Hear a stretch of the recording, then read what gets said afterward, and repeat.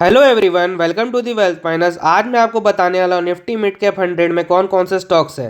तो इन स्टॉक्स का नाम जानने से पहले हम निफ्टी मिड कैप 100 क्या होता है ये थोड़ा सा जान लेते हैं। तो यहाँ पे मैं आपको एग्जांपल की मदद से समझाने की कोशिश करता हूँ कि निफ्टी मिड कैप 100 होता क्या है। तो दोस्तों, निफ्टी 50 में टोटल 50 कंपनीज होती है जो कि इंडिया की टॉप 50 कंपनीज होती है। इसका मतलब हम ये बोल सकते हैं निफ्टी 50 में 1 से लेके 50 नंबर की टॉप कंपनी आती है। निफ्टी नेक्स्ट 50 में 51 से लेके 100 नंबर तक की कंपनी आती है। पे हम निफ्टी 100 की बात करें, उसमें टॉप 100 कंपनीज आती है जिनकी रैंकिंग 1 से लेके 100 तक होती है। और अगर आपको मैं मिड कैप 100 के बारे में बताऊं तो इसमें ऐसी कंपनीज आती है जिसका नंबर 101 से लेके 200 होता है। मतलब शुरू की 100 कंपनी छोड़ने के बाद जो रैंकिंग होती है 101 से लेके 200 तक, वो स्टॉक्स आते हैं निफ्टी मिड कैप में। तो हम इन जो 100 कंपनीज है इनको मिड कैप स्टॉक्स बोलते हैं। यहाँ तक आप ये समझ गए होंगे कि मिड कैप में 100 कंपनीज होती है जो कि 101 से लेकर 200 तक की रैंकिंग रखती है।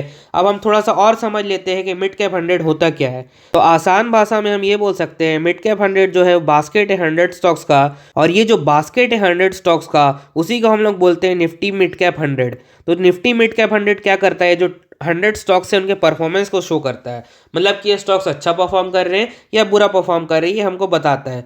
मतलब ये इंडिकेटर है इन 100 स्टॉक्स का, हमको ये बताता है कि इनका परफॉर्मेंस अभी अच्छा चल रहा है या बुरा चल रहा है। साथ ही साथ निफ्टी मिड कैप 100 का जो इंडेक्स है हम उसको बहुत सारी जगह यूज कर सकते हैं, जैसे कि इंडेक्स इन्वेस्टिंग में या ईटीएफ में। तो वीडियो में आपको मैं आगे बताऊंगा किस तरह से हम निफ्टी मिड कैप 100 के ऊपर इन्वेस्ट कर सकते हैं। उससे पहले हम ये देख लेते हैं कि जो निफ्टी मिड कैप 100 का इंडेक्स है उसने ओवर द ईयर किस प्रकार के रिटर्न दिए हुए हैं। तो यहाँ पर मैंने रिटर्न लिख लिए हैं जो कि निफ्टी मिड कैप 100 के हैं। तो एक साल में इसने -0.41 के रिटर्न दिए हैं, 3 साल में 91% के रिटर्न दिए हैं, 5 साल में 60% के रिटर्न दिए हैं, 7 ईयर्स में 139% का रिटर्न दिए हैं। तो यहाँ पे 91% का मतलब क्या है मैं आपको ये समझा देता हूँ।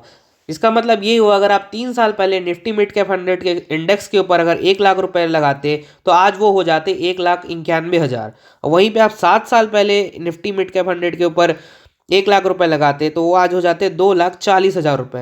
तो ये कुछ रिटर्न्स है निफ्टी मिड कैप 100 के ओवर द ईयर्स। रिटर्न्स को कैसे पा सकते हैं निफ्टी मिड कैप 100 के ऊपर इन्वेस्ट करके, तो मैं आपको ईटीएफ के कुछ ईटीएफ और म्यूचुअल फंड के नाम बता देता हूँ जो कि डायरेक्टली इन्वेस्ट करते हैं निफ्टी मिड कैप 100 के इंडेक्स में। तो यहाँ पे मात्र एक ईटीएफ है जो कि निफ्टी मिड कैप 100 के ऊपर इन्वेस्ट करता है, और कोई भी म्यूचुअल फंड अवेलेबल नहीं है जो मिड कैप 100 के ऊपर इन्वेस्ट करता हो। तो इसका नाम है मोतीलाल ओसवाल मिड कैप 100। अगर आपको इसको सर्च करना है आप कैसे इन्वेस्ट कर सकते हैं, तो आप अपने ब्रोकर के ऐप में सर्च करेंगे MOM100, तो आपको ये जो ETF है वो मिल जाएगा। ये अब हम यहाँ मिड कैप 100 के अंदर जो जो स्टॉक्स है उनका नाम जान लेते हैं। उससे पहले मैं आपको ये बता देता हूँ जो स्टॉक्स है ये कौन कौन से सेक्टर से आते हैं। 100 स्टॉक्स है बहुत डिफरेंट डिफरेंट सेक्टर से आते हैं। पहले मैं आपको सेक्टर का नाम बता देता हूँ, फिर आपको मैं टॉप 10 कंपनीज बताऊंगा। उसके बाद हम सेक्टर वाइज नाम देखेंगे कि कौन कौन सी कंपनी कौन कौन से सेक्टर से आती है। तो अगर आप इन स्टॉक्स का नाम देखते हैं तो आपको ये भी पता चलेगा कौन कौन से स्टॉक्स है जो सिमिलर सेक्टर से आते हैं और उनको हम एक दूसरे से कंपेयर कर सकते हैं। तो फाइनेंशियल सेक्टर से 22 स्टॉक्स आते हैं। यहाँ पे मैंने लिख के रखा है कितने कितने स्टॉक्स है कौन कौन से सेक्टर से। तो मैं आपको जल्दी से नाम बता देता हूँ। कैपिटल गुड्स से 9, केमिकल से 6, ऑटोमोबाइल से 6, ऑयल एंड गैस से 6, इसके अलावा कंज्यूमर ड्यूरेबल से 5, कंज्यूमर सर्विस से 5, एफएमसीजी से 5, इंफॉर्मेशन टेक्नोलॉजी से 5, मेटल एंड माइनिंग से 4, रियलिटी से 3, इसके अलावा टेलीकॉम से 3, टेक्सटाइल से 2, कंस्ट्रक्शन मटेरियल से 2, मीडिया एंड एंटरटेनमेंट से 2, पावर से 2, सर्विस से 2। ये तो हो गए सेक्टर्स के नाम जिनसे निफ्टी मिड कैप 100 में स्टॉक्स आते हैं। ये देख लेते हैं कि जो टॉप 10 कंपनी है निफ्टी मिड कैप 100 के इंडेक्स में वो कौन कौन सी है। तो मतलब कि ये वो कंपनी है जो कि 101 नंबर पे आती है, और ये है 102 में आने वाली कंपनी। तो इनका नाम हम देख लेते हैं। सबसे पहली कंपनी है ट्रेंट, और इनके सामने जो परसेंटेज लिखा हुआ है इसका ये मतलब हुआ कि इनका जो वेटेज है निफ्टी मिड कैप 100 में वो कितना होगा।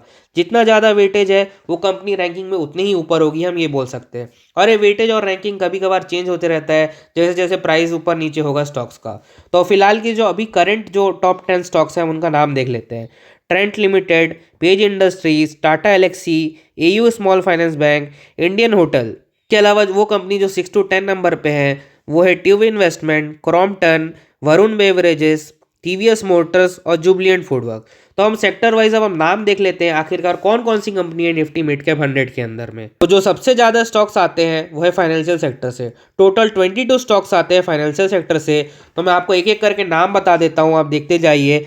AU finance bank, Aditya Birla, bank of India, Canara bank, union bank, yes bank, federal bank, ICICI securities, IDFC first bank, Indian bank, IEX, Shriram. इसके अलावा और भी स्टॉक्स है जो कि फाइनेंशियल सेक्टर से आते हैं, वो है L&T finance, LIC housing finance, M&M financial, max financial service, Nippon India AMC, policy बाजार, पूनावाला फिनक्रॉप, PFC, PNB और REC। जो सेक्टर है वो हेल्थ केयर, जिससे कि 10 स्टॉक्स आते हैं, वो है Abbott, Alkem labs, Aurobindo pharma, doctor Lal pathlab, साइजन, जाइडस, फोर्टिस, इप्का, लॉरेंस, लुपिन, मैक्स हेल्थ केयर। अगला जो सेक्टर है वो है कैपिटल गुड्स का। इसे टोटल आती है 9 कंपनियां, ABB India, Ashok Leyland, astral, Bharat forge, Polycab, भेल, क्यूमिंस, एस्कॉर्ट, हनीवेल। अगला जो सेक्टर है वो है केमिकल सेक्टर, जिससे कि 6 कंपनियां आती है।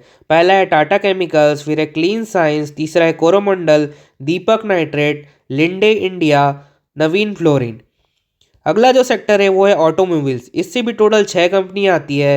बालाकृष्णा, MRF, मदरसन सुमी, सोना BLW, TVS मोटर्स और ट्यूब इन्वेस्टमेंट। सेक्टर है ऑयल गैस एंड फ्यूल का, इससे भी 6 कंपनियां आती है। Gujarat gas, Gujarat state Petronet, Hindustan petroleum, Indraprastha gas, oil India और पेट्रोनेट LNG। अगला जो सेक्टर है वो है कंज्यूमर ड्यूरेबल्स, इससे 5 कंपनियां आती है। बाटा, क्रोम्पटन, डिक्सन टेक्नोलॉजीज, वोल्टास और वर्लपूल। अगला जो सेक्टर है वो कंज्यूमर सर्विस, जिससे 5 कंपनियां आती है। Aditya Birla fashion, India mart, Indian hotel, Jubilant foodwork और ट्रेंट। अगला जो सेक्टर है वो है FMCG, इससे भी 5 कंपनियां आती है। Adani Wilmar, Emami, Patanjali, United brewery और वरुण बेवरेजेस।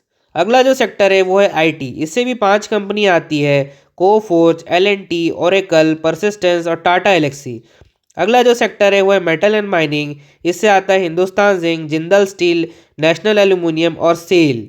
अगला जो सेक्टर है वो है रियलिटी, इससे 3 कंपनी आती है। गोदरेज प्रॉपर्टीज, ओबेरॉय रियलिटी और प्रेस्टीज स्टेट। अगला जो सेक्टर है वो है टेली कम्युनिकेशन, इससे भी 3 कंपनी आती है। Tata Communication, Tata Tele Services और वोडाफोन आइडिया। अगला जो सेक्टर है वो है सर्विस सेक्टर, इससे आती है कंटेनर कॉरपोरेशन ऑफ इंडिया और डिलीवरी, जिसका अभी अभी IPO आया है। अगला जो सेक्टर है वो है पावर, जिससे आती है JSW एनर्जी और टोरेंट पावर। अगला जो सेक्टर है वो है टेक्सटाइल, इससे आती है पेज इंडस्ट्री और ट्रेंट लिमिटेड। अगला जो सेक्टर है वो है कंस्ट्रक्शन मटेरियल का, इसमें आती है डालमिया भारत और द रामको सीमेंट लिमिटेड। अगला जो सेक्टर है वो मीडिया, इससे आता है सन TV नेटवर्क और जी एंटरटेनमेंट।